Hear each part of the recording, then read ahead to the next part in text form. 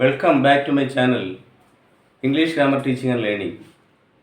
In the last class, we studied changing active voice into passive and also studied tenses.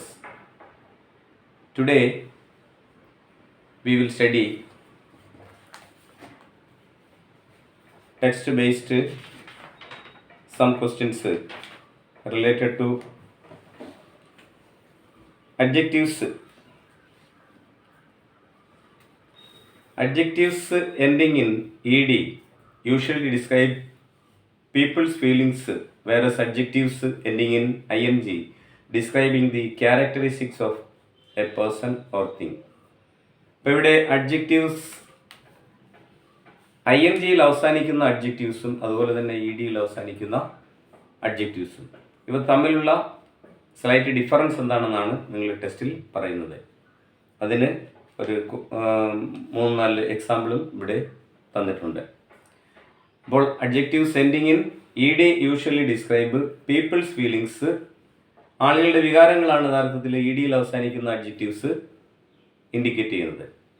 എന്നാൽ adjectives ending in I N G describe the characteristics of a person or thing, ഒരു വസ്തുവിൻ്റെയോ അല്ലെങ്കിൽ ഒരു വ്യക്തിയുടെയോ സ്വഭാവത്തെയാണ് I N G കൊണ്ട് അല്ലെങ്കിൽ I N ജിയിൽ അവസാനിക്കുന്ന അഡ്ജക്റ്റീവ്സ് സൂചിപ്പിക്കുന്നത്. Okay, then come to the example. Now sit in pairs and construct sentences using the following adjectives. One is given as an example: interested, interesting. He had an interested look on his face. These books contain interesting stories. അപ്പോൾ ആദ്യം തന്നെ തന്നിരിക്കുന്ന interested E ഡിയിൽ അവസാനിക്കുന്ന ഒരു അഡ്ജക്റ്റീവാണ് interested. Adjective എന്ന് പറഞ്ഞാൽ adjective is A word which modifies A noun. നാമത്തെ വിശേഷിപ്പിക്കുന്ന പദത്തെയാണ് നമ്മൾ നാമവിശേഷണം എന്ന് പറയുന്നത്. ഇൻട്രസ്റ്റഡ് താല്പര്യം ഉള്ള. He had an interested look on his face.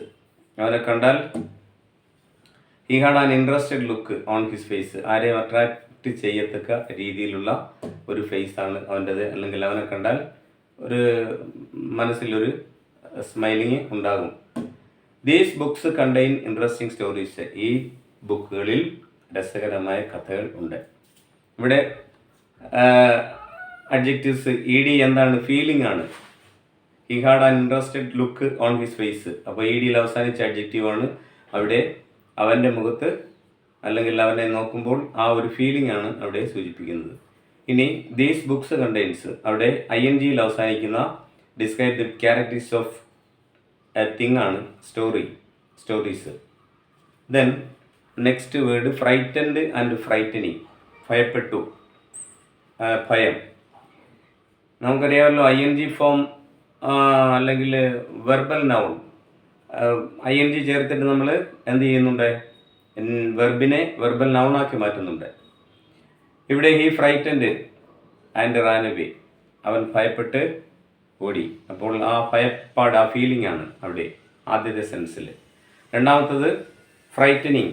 I had A frightening sound, ഭയപ്പെടുത്തുന്ന ഒരു ശബ്ദം. അപ്പോൾ എപ്പോൾ ഭയം ശബ്ദം കേട്ടാലും അപ്പോൾ അതൊരു സ്വഭാവമാണ് സൂചിപ്പിക്കുന്നത്. Then thrilled and thrilling. He thrilled and clapped, ആവേശം ഉണ്ടായി, അതൊരു ഫീലിംഗ് ആണ്. ആവേശമുണ്ടായി, കൈയടിച്ചു. Riding bike is a thrilling experience.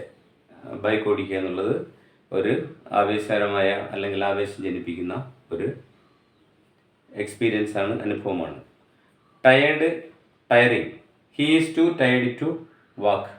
ഇനി അദ്ദേഹത്തിന് നടക്കാൻ പ്രയാസമാണ്. He is too tired to walk. അപ്പോൾ അത്രയും ക്ഷീണിതനാണ്. Work as a coolie is a tiring job. ഒരു കൂലിയായി ജോലി ചെയ്യുക എന്നുള്ളത് ക്ഷീണിപ്പിക്കുന്ന ഒരു ജോലിയാണ്. Bored, boring. His speech made the audience bored. അദ്ദേഹത്തിൻ്റെ പ്രഭാഷണം ഓഡിയൻസിൽ ബോറുണ്ടാക്കി, ആ feeling. This work is a boring one. ഈ ജോലി ഒരു ബോറുണ്ടാക്കുന്ന ജോലിയാണ്. Shocked, shocking. The shocked boy cried allowed. ആ കുട്ടി ആ ശബ്ദം കേട്ട് എന്ത് ചെയ്തു? ഉറക്കെ കരഞ്ഞു. അല്ലെങ്കിൽ അത് ഷോക്ക് ഉണ്ടായി. The shocked boy cried aloud. ഭയപ്പെട്ട കുട്ടി, അല്ലെങ്കിൽ ഷോക്ക്, ഇവിടെ ഷോക്ക്ഡ് എന്ന് പറഞ്ഞാൽ എന്തോ ശബ്ദം കേട്ട് ഭയപ്പെട്ടു. The news was very shocking. ആ വാർത്ത വളരെ ഷോക്കിംഗ് ആയിരുന്നു. ഇതാണ് ആക്ടിവിറ്റി 3യിൽ തന്നിട്ടുള്ളത്. ഇനി ആക്ടിവിറ്റി 4ലേക്കാണ് നമ്മൾ next we are going to study activity 4. ഇവിടെ ആക്ടിവിറ്റി 4 എന്ന് ഉദ്ദേശിക്കുമ്പോൾ എന്താണ് വരുന്നത്? ഒന്നാമത്തത് ജോൺ ലാഫ്റ്റ്. John laughed. അപ്പോൾ ഇവിടെ ഇനി നമ്മൾ in English we have 7 patterns. Sentence patterns is just another way to talk about the way a sentence is put together, the order of the elements in the sentence, a sentence construction. In English we have 7 patterns. So you have given 7 sentences in your textbook. We have to find out the pattern. ഇവിടെ John laughed 2 വാക്കേ ഉള്ളൂ. ആ 2 വാക്ക്, ഒന്ന് John എന്ന് പറയുന്നത് എന്താണ്? Subject. Laughed എന്ന് പറയുന്നത് verb. അപ്പോൾ ഫസ്റ്റ് പാറ്റേൺ ഏതാണ്? Subject verb pattern. Subject verb pattern. രണ്ടാമത് ജോൺ സബ്ജക്റ്റ്. കിസ്ഡ് എന്നുള്ളത് വെർബ്. പിന്നെയോ ജെയിൻ. ജോൺ ജെയിനെ ചുംബിച്ചു, അതെന്താണ്? ഓബ്ജക്റ്റ്. അപ്പോൾ മൂന്നാമത്തെ പാറ്റേൺ സബ്ജക്റ്റ്, രണ്ടാമത്തെ pattern subject verb object pattern. Next John is tall. John subject, is verb. Tall എന്നുള്ളത് എന്താണ്? ആ ജോണിനെ വിശേഷിപ്പിക്കുകയാണ്. അപ്പോൾ സബ്ജക്റ്റ് വെർബ് വിശേഷിപ്പിക്കുക എന്ന് പറഞ്ഞാൽ ഇവിടെ കോംപ്ലിമെന്റ് ചെയ്യുന്നു, സബ്ജക്റ്റിനെ കോംപ്ലിമെന്റ് ചെയ്യുന്നു, സബ്ജക്റ്റ് കോംപ്ലിമെന്റ്. അപ്പോൾ മൂന്നാമത്തെ pattern subject verb complement. Next John subject, gave verb, Jane object, a present object. അടുത്ത pattern subject verb object object pattern. Then John subject plus made verb, subject verb, Jane object. Angry ഒരു complement ആണ്. ആരുടെ complement ആണ്? Object complement ആണ്. ഇപ്പോൾ ഇവിടെ subject verb object object complement. ജെയിനെ ആണ് അവിടെ, ജെയിൻ ആണ് ആംഗ്രി. അപ്പോൾ ഓബ്ജക്റ്റിന് കോംപ്ലിമെന്റ് ആണ് angry. Subject verb object complement. Then next John subject plus sat verb plus up എന്ന് പറയുന്നത് സാറ്റിനെ വിശേഷിപ്പിക്കുന്നു. സാറ്റ് എന്ന് പറഞ്ഞാൽ സിറ്റ്, സാറ്റ് വെർബാണ്. വെർബിനെ വിശേഷിപ്പിക്കുന്നത് a word which modifies a verb is called adverb. അപ്പോൾ ആഡ്വെർബാണ്, ആഡ്വെർബൽ ഫ്രേസ്. അപ്പോൾ അടുത്ത pattern subject verb adverb. Then John put the bag down. John subject, John subject plus puts verb, the bag object. Down ഉള്ളത് ബാഗിന്റെ, bag താഴെ വെക്കുക. അപ്പോൾ അവിടെ ബാഗ് എന്നുള്ളത് എന്താണ്? നൗൺ ആണ്, adjective, adjective. Then he brought to me a cup of tea. He subject, brought എന്ന് പറഞ്ഞാൽ വെർബ്, മീ എന്ന് പറഞ്ഞാൽ object, a cup of tea അതും a cup of tea, me object. അപ്പോൾ he bought to me a cup of tea. He bought to me a cup of tea.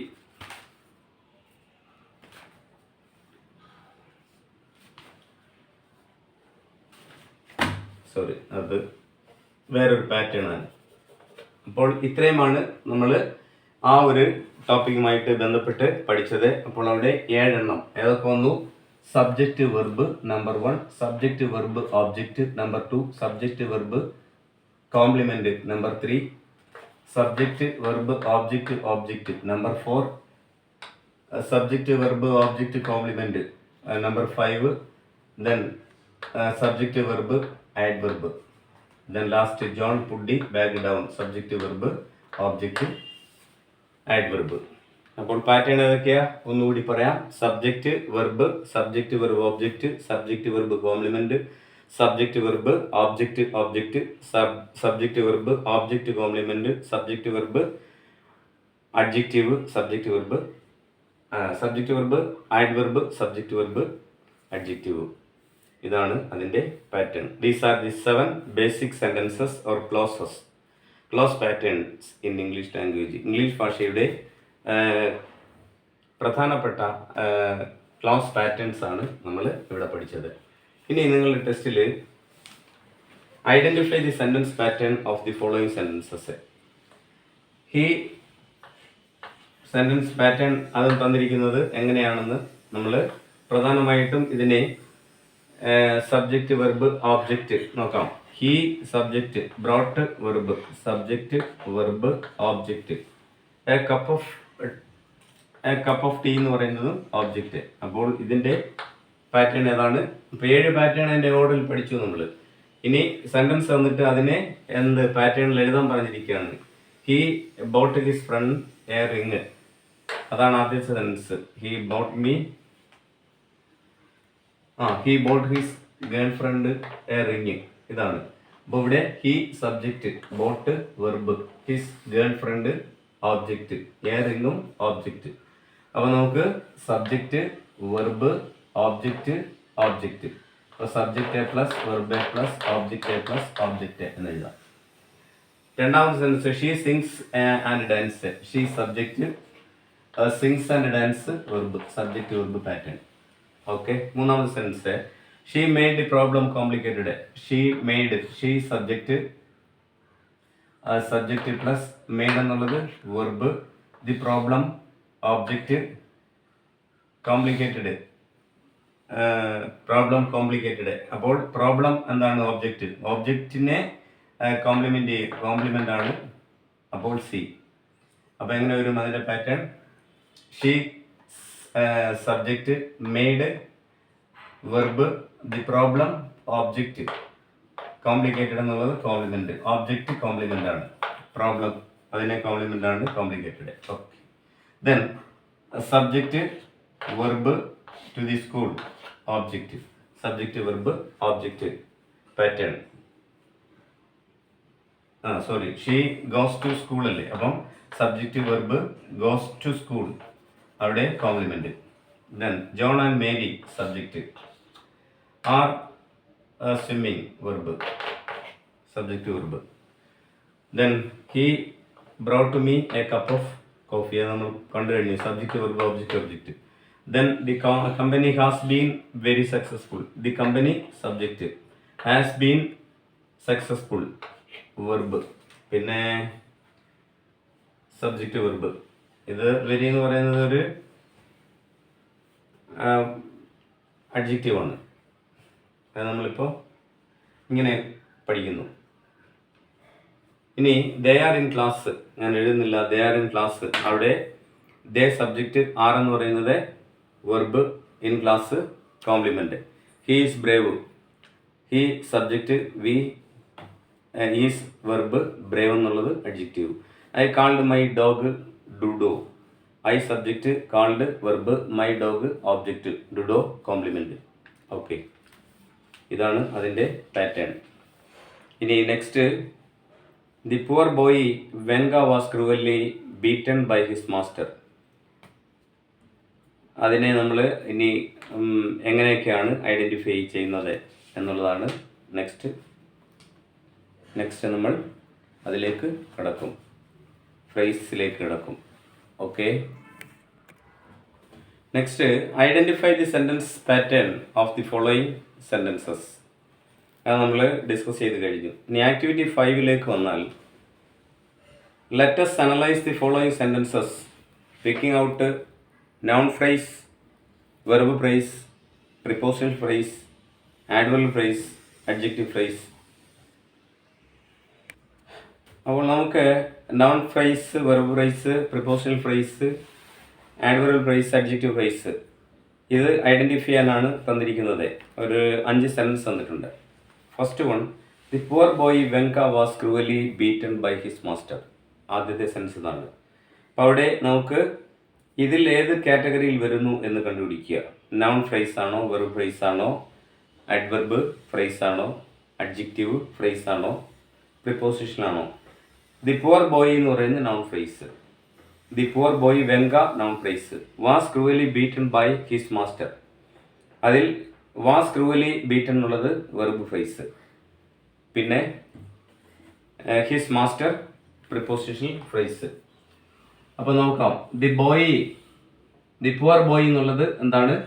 Noun phrase ആണ്. Noun phrase. Vanka. അപ്പോൾ the poor boy Vanka noun phrase. Was cruelly beaten എന്നുള്ളത് verb phrase or verbal phrase, phrasal verb. ഇതാണ് ഇതിനകത്ത് ആദ്യത്തെ pattern എന്ന് പറയുന്നത്. രണ്ടാമത് sentence. His grand father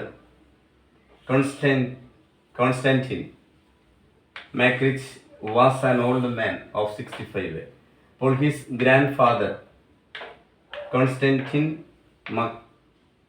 മാക്രിച്ച്, അത് എന്താണ്? നൗൺ ഫ്രേസ് ആണ്. വാസ് എന്ന് പറയുന്നത് വെർബ് ഫ്രേസ് ആണ്.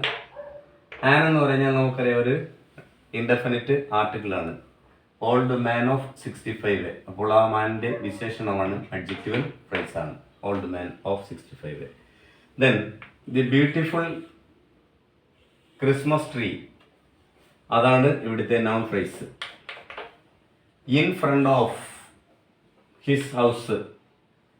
ഇൻ ഫ്രണ്ട് ഓഫ്, ഇൻ അവിടെ വന്നുകൊണ്ട് എന്താ? Preposition phrase. In front of his house. Came എന്നുള്ളത് വെർബ് ഫ്രേസ്. വീണ്ടും in to his memory, in to എന്നുള്ളത് preposition phrase.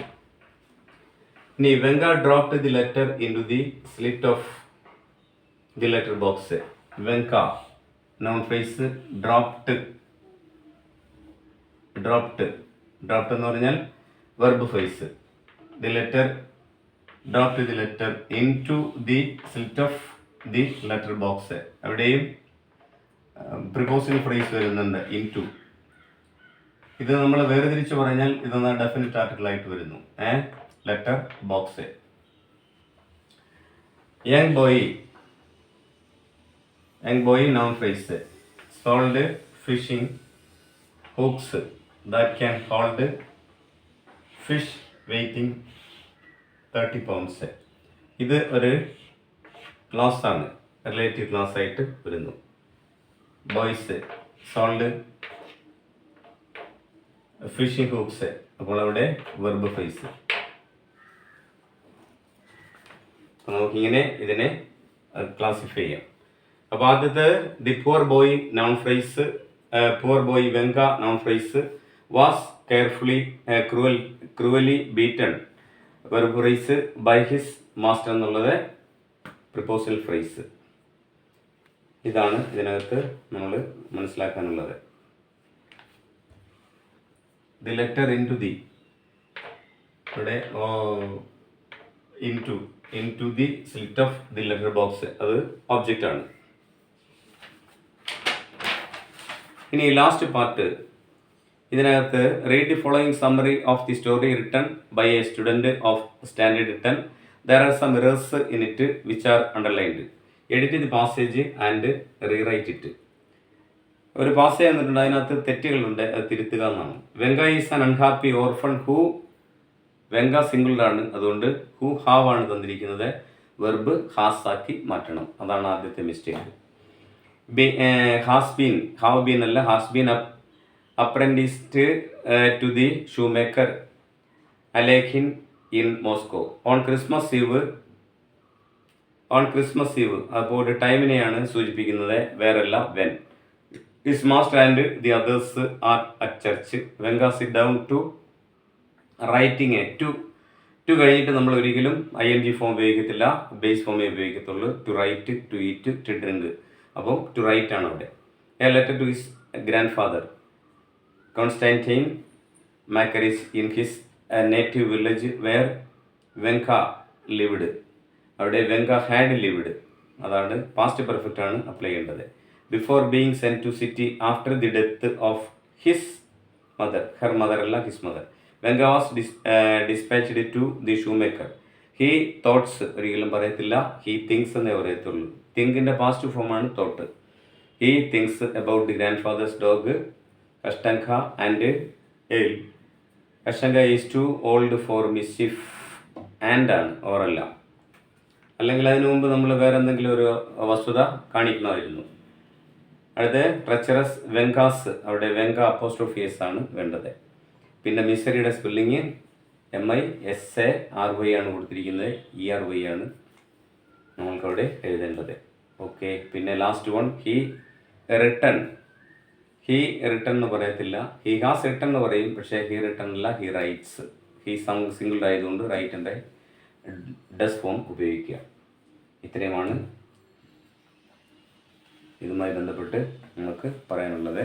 So please explore and exploit or go through my classes.